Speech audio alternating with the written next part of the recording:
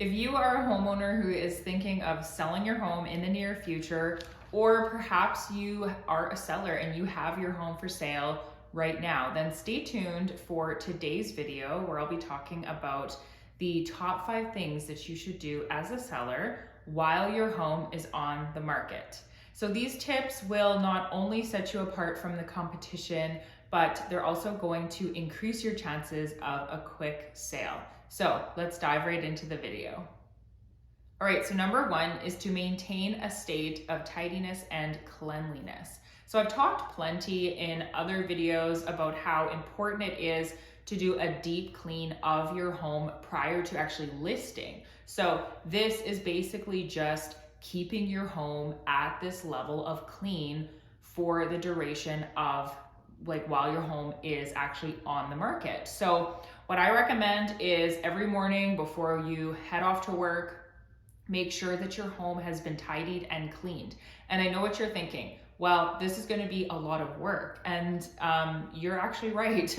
It is going to be a lot of work. But the point is that a lot of times as a realtor, we do get requests, short notice requests to view a property. And it's really, really important to accommodate these requests as much as you possibly can.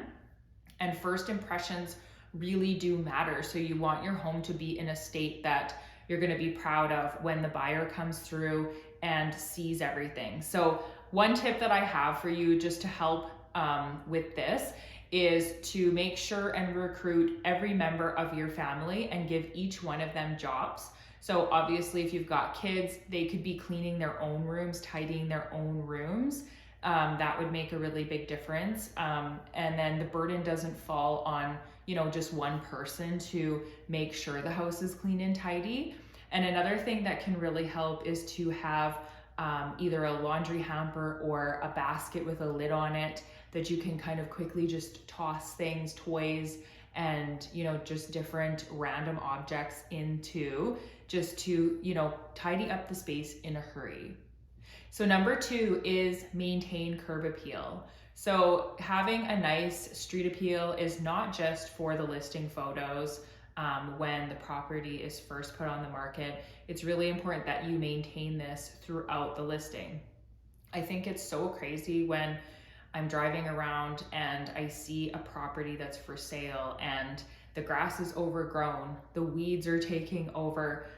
You can just tell that overall the yard is just not even being kept up. It just almost seems neglected. And for a home that's listed, it's really just sending a message to buyers that the property is not really being taken care of, and a person can really wonder what the inside then looks like. So it's really, really important that you keep your grass cut and your your shrubs and your hedges and all of those trimmed up and everything looking nice and neat. And this just creates more of an inviting look. Buyers are going to be more likely to think positively about this property and think that the interior is going to be reflective. Number 3 is be flexible with showings. So I know that we all have our own schedules. We all have all of these activities and all of these things that we are involved in. Everybody seems so busy these days.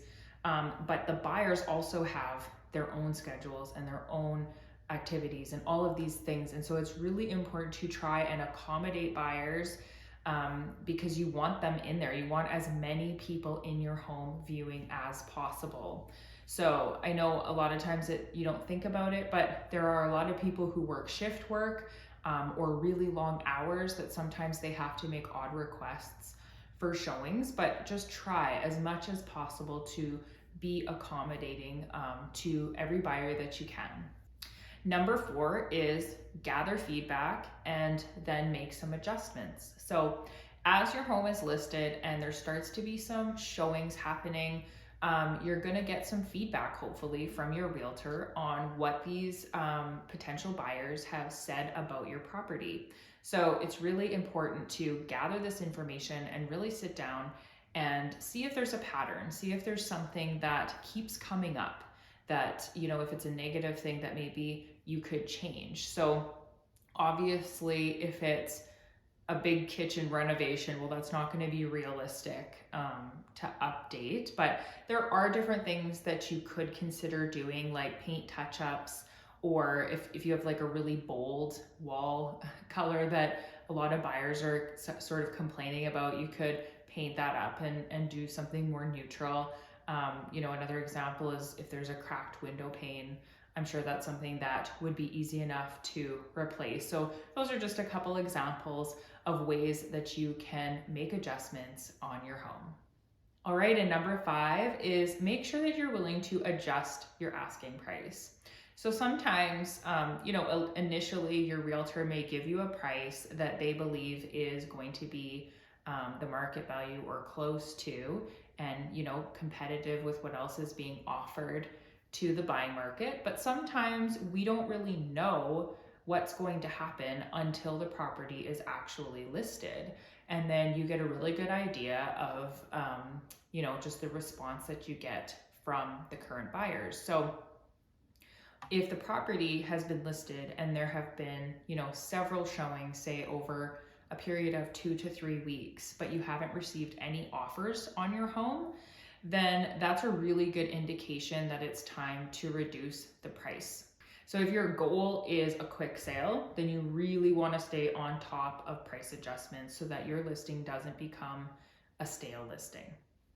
And there you have it, 5 essential things to do as a seller while your home is on the market. So remember, presentation and flexibility will go a really long way in helping with a successful sale. So thank you guys so much for tuning in. If you found these tips helpful, make sure to like this video, share it with your friends, and I'll see you guys next week.